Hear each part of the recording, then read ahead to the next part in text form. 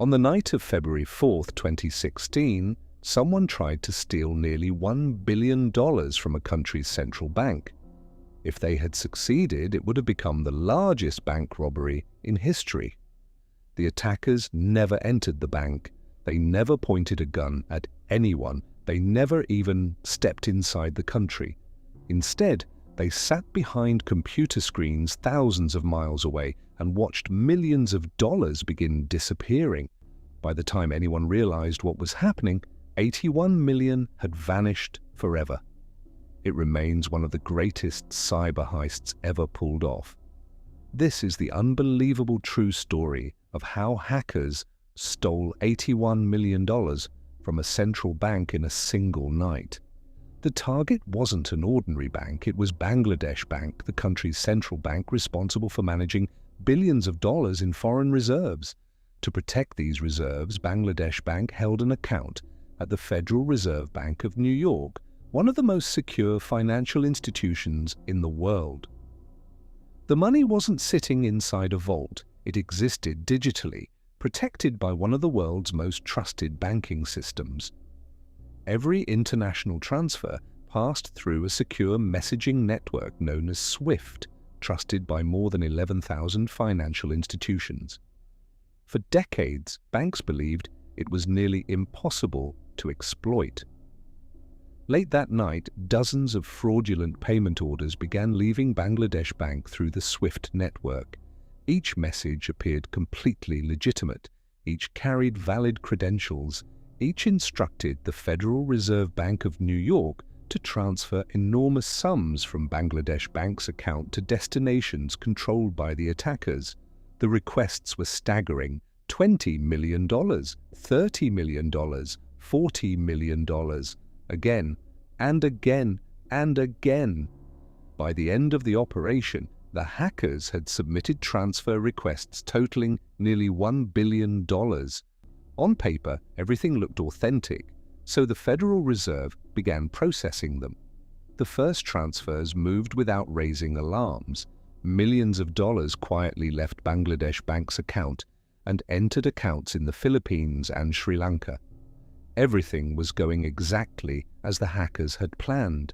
It seemed almost impossible that such an enormous theft could happen without anyone noticing. But then something incredibly small changed everything. One payment order contained the word foundation.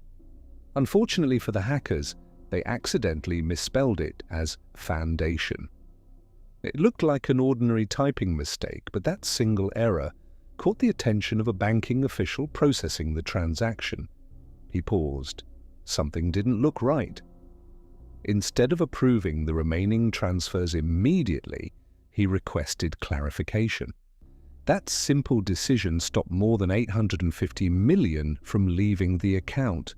One spelling mistake had just prevented the largest bank robbery in history, but it was already too late to stop everything. By the time the suspicious transactions were frozen, $81 million had already reached bank accounts in the Philippines. The money didn't stay there for long. It was quickly moved through multiple accounts before being funneled into casinos. Once inside the gambling system, tracing the money became extremely difficult. Chips could be purchased, exchanged, moved between players, and converted back into cash, making the stolen funds appear legitimate. It was an almost perfect laundering operation. Meanwhile, employees at Bangladesh Bank returned to work expecting an ordinary day. Instead, they discovered something that made no sense. Their printers had stopped working. At first, it seemed like a simple technical problem, but investigators later discovered the malware had deliberately disabled the printer responsible for printing SWIFT confirmations. The hackers didn't want anyone seeing the payment orders while they escaped. Those few missing printouts delayed the discovery long enough for millions of dollars to disappear forever. As panic spread through the bank, emergency calls were placed to the Federal Reserve Bank of New York. Officials demanded that the remaining transfers be stopped immediately. Fortunately, most of them already had been.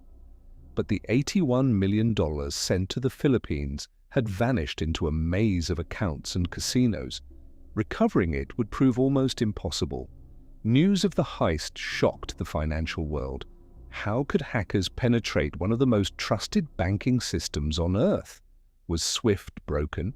Could other central banks be attacked the same way? Governments launched investigations. Cybersecurity experts from multiple countries joined the case. The deeper they looked, the more sophisticated the operation appeared. This wasn't random hacking.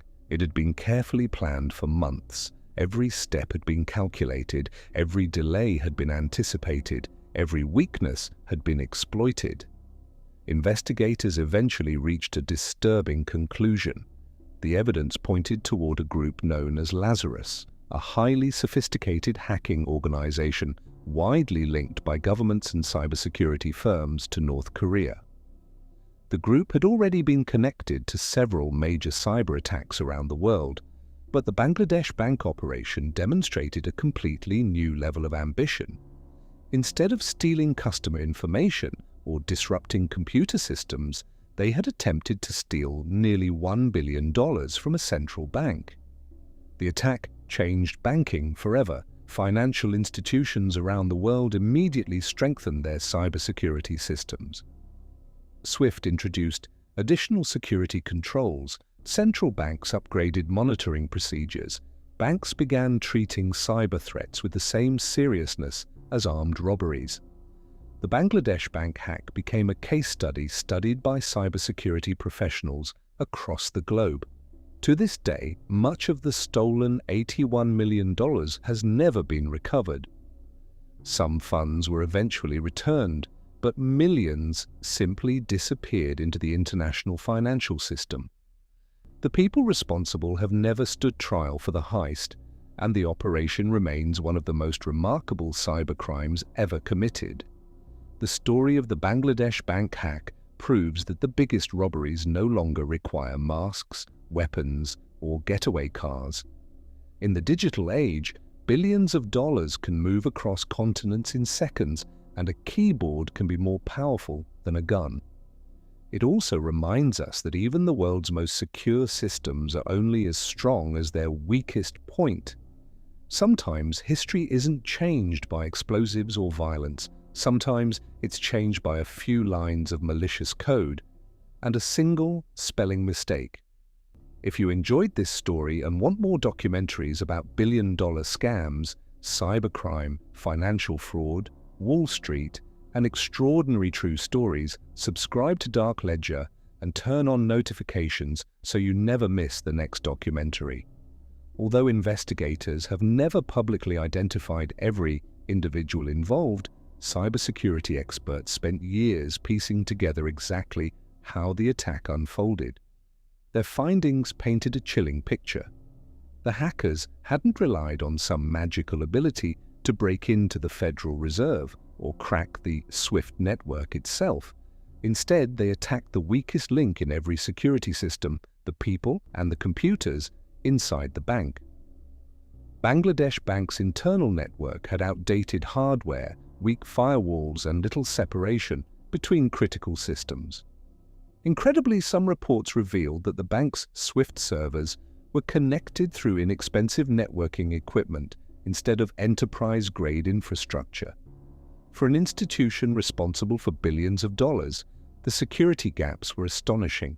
Once the attackers found a way inside, they were able to move through the network almost unnoticed, patiently gathering information until they understood every step employees took to authorize international payments. The malware they deployed wasn't designed to smash or destroy computers. It was designed to stay invisible. It secretly monitored activity, recorded credentials, and most importantly, manipulated records after the transfers were sent. Whenever employees later searched for confirmation messages, the malware hid them from view. When confirmation reports should have printed automatically, the software silently blocked the printer. The hackers weren't just stealing money, they were buying themselves time. Every hour that passed before the theft was discovered meant millions of dollars moved farther beyond the reach of investigators. As forensic teams examined the bank's computers, another disturbing realization emerged. The attack wasn't isolated. Similar attempts had been made against banks in Vietnam, Ecuador, Poland, and several other countries. Some failed, others succeeded. Together, they revealed a coordinated campaign targeting financial institutions around the world. The Bangladesh bank robbery wasn't the beginning of the operation, and it certainly wasn't the end. It was simply the most successful attack the public would ever hear about. Attention quickly shifted to the Philippines, where most of the stolen money had landed. Investigators discovered that fake bank accounts had been opened using fraudulent identities shortly before the attack. These accounts had almost no activity until tens of millions of dollars suddenly appeared. Within hours, the funds were broken into smaller amounts and transferred again. Some money entered foreign exchange companies, some was withdrawn in cash, but the largest share found its way into Manila's casino industry. At the time, casinos in the Philippines weren't covered by the country's anti-money laundering laws. That loophole made them the perfect place to make dirty money disappear. Security footage later showed bags of cash being carried into luxury casinos. Gamblers purchased chips worth millions of dollars, played only a handful of games, then exchanged the chips back for cash or transferred the value elsewhere. To anyone watching, they looked like wealthy high rollers enjoying an evening of gambling. In reality, investigators believed they were helping erase the trail of one of history's greatest cyber robberies. By the time authorities realized what had happened, the money had already changed hands countless times. The government of Bangladesh demanded answers. Officials accused multiple organizations of failing to stop the fraud. Lawsuits followed. Questions were raised about why the Federal Reserve processed the transfers, why warning signs weren't detected sooner, and whether SWIFT had done enough to protect its member banks. The Federal Reserve defended its procedures, explaining that the payment requests arrived with valid credentials from Bangladesh Bank itself. From their perspective, the instructions appeared genuine. SWIFT argued that its messaging system had not been hacked directly. Instead, the criminals had compromised the bank's own computers before using legitimate access to send fraudulent messages. Technically, both explanations were true, but they did little to comfort a country that had just lost $81 million.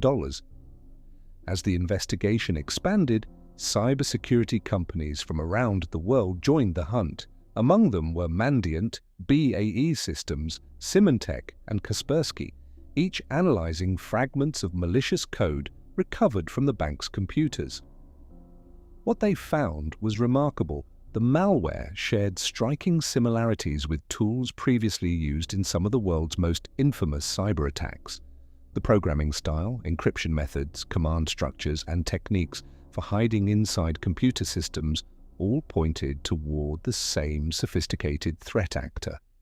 While absolute proof in cyberspace is almost impossible, intelligence agencies in the United States, the United Kingdom, and several other countries eventually reached the same conclusion. The operation was highly likely carried out by the Lazarus Group, a hacking organization widely believed to operate on behalf of North Korea. If that assessment was correct, the Bangladesh bank robbery wasn't simply a criminal act. It was something much larger. Governments alleged that North Korea had increasingly turned to cybercrime as a way of generating foreign currency while facing heavy international sanctions. Instead of robbing banks with guns, highly trained hackers could steal millions from across the globe without ever crossing a border. It represented a completely new form of financial warfare, one where keyboards replaced weapons and malware replaced explosives. The Bangladesh operation also revealed just how vulnerable the global financial system had become. Every day, banks trust one another because they must. International commerce depends on that trust.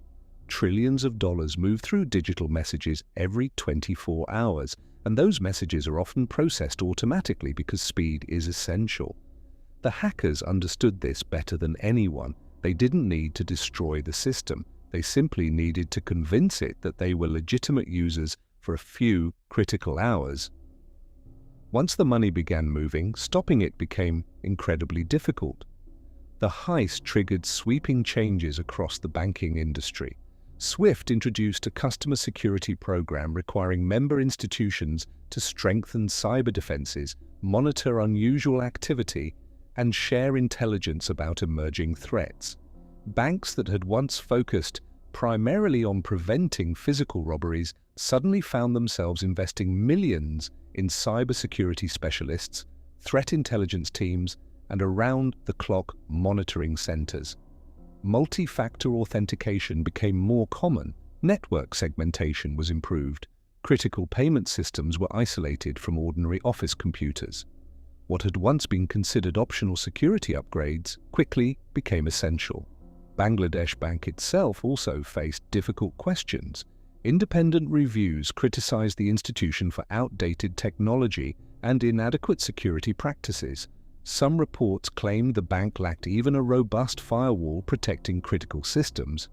Others highlighted poor internal controls and insufficient monitoring of privileged accounts. The attack served as a painful reminder that even the strongest vault is useless if someone quietly steals the keys. Cybersecurity isn't defined by the strength of a single system. It's defined by the strength of every connected system. Despite years of investigations, arrests, and international cooperation, much of the missing money has never been recovered. A portion of the stolen funds was eventually returned through legal efforts in the Philippines, but tens of millions of dollars remain unaccounted for. They were likely moved through countless financial channels, exchanged into different currencies, and dispersed long before investigators could trace every transaction. The hackers had planned for exactly that outcome. They knew that once enough time passed, following the money would become nearly impossible. Perhaps the most unsettling lesson isn't the amount that was stolen, it's the amount that wasn't. Had that single spelling mistake not drawn attention to the fraudulent transfers, investigators believe the attackers could have escaped with close to $1 billion. Imagine waking up to discover that an entire nation's foreign reserves had nearly vanished overnight, not because of war, economic collapse, or political turmoil, but because someone thousands of miles away typed commands into a keyboard. History often turns on enormous events, but sometimes it changes because of one misplaced letter. Today, the Bangladesh Bank heist is studied in business schools, intelligence agencies, cybersecurity conferences, and financial institutions around the world. It has become the textbook example of how modern bank robberies are committed. No masks, no hostages, no high-speed chases, just patience, precision, and an extraordinary understanding of how the world's financial system works. The criminals exploited trust itself, proving that in the digital age, the greatest weapon isn't always advanced technology. Sometimes it's simply knowing exactly how people expect a system to behave and quietly convincing that system to work against them. The Bangladesh Bank hack also changed the way governments think about national security. For decades, protecting a country's wealth meant defending borders, military bases, and physical infrastructure. But after 2016, it became clear that a nation's financial reserves could be threatened from anywhere in the world without a single soldier crossing a border. A small team of highly skilled hackers with laptops and an internet connection had come dangerously close to stealing nearly $1 billion from a sovereign nation. It forced governments to accept that cyber defense was no longer just an IT problem, it was a matter of national security. Since then, cyber attacks targeting banks have become increasingly sophisticated. Criminal groups no longer focus only on stealing credit card numbers or personal information. They target payment systems, cryptocurrency exchanges, financial institutions, and government agencies because that's where the real money is. Every successful attack teaches the next group of hackers something new, creating an endless race between defenders and attackers. Banks invest billions in cybersecurity every year, yet no system can ever be considered completely safe. The people protecting these networks know they don't need to stop every attack forever. They only need to fail once. One of the most fascinating aspects of the Bangladesh bank robbery is how little technology was actually required compared to the value of the target. The attackers didn't invent a revolutionary new hacking technique. They combined patience, intelligence gathering, malware, social engineering, and a deep understanding of banking procedures. They studied human behavior as much as computer systems. They knew when employees worked, when offices would be empty, how transactions were approved, and how delays in communication could buy them precious time. In many ways, it was less a story about computers than it was a story about psychology. Cybersecurity experts often describe attacks like this as living off the land. Instead of smashing through security barriers, attackers quietly use legitimate tools already available inside the victim's network. That's exactly what happened here. Once the hackers gained access, they blended into normal banking activity so effectively that their fraudulent payment instructions looked almost identical to genuine ones. They didn't force the system to do something impossible. They convinced it to do exactly what it had been designed to do. Perhaps the most ironic part of the entire story is that one of the world's largest cyber robberies was ultimately limited not by sophisticated artificial intelligence, cutting-edge encryption, or elite investigators. It was limited by human error. A single misspelled word, foundation, instead of foundation, introduced just enough doubt for someone to pause and ask a question. That brief hesitation prevented more than 850 million from disappearing forever. In a crime planned for months with extraordinary precision, one tiny mistake changed history. The Bangladesh bank heist reminds us that technology has transformed crime just as dramatically as it has transformed everyday life. The stereotypical image of a bank robber carrying a duffel bag of cash has largely been replaced by anonymous attackers hiding behind encrypted connections, operating across continents and time zones. They may never see the banks they rob or meet the victims they affect, yet the consequences can be just as devastating. As more of the world's wealth exists only as digital records, protecting those records has become one of the greatest challenges of the 21st century. Nearly a decade later, the Bangladesh bank hack remains one of the boldest financial crimes ever attempted. It exposed weaknesses that many believed didn't exist, forced banks around the world to rethink their defenses, and proved that the next great bank robbery might never involve a vault at all. Somewhere, right now, cybersecurity teams are working around the clock to stop the next attack before it happens. And somewhere else, another group of hackers is patiently looking for the next tiny mistake that could unlock millions. If this documentary changed the way you think about money, cybercrime, and the hidden battles taking place behind the global financial system, make sure you subscribe to Dark Ledger. Every week we uncover the world's biggest scams, billion-dollar frauds, financial collapses, cyber heists, and unbelievable true stories that prove reality is often stranger than fiction. Thanks for watching, and we'll see you in the next documentary. Subscribe.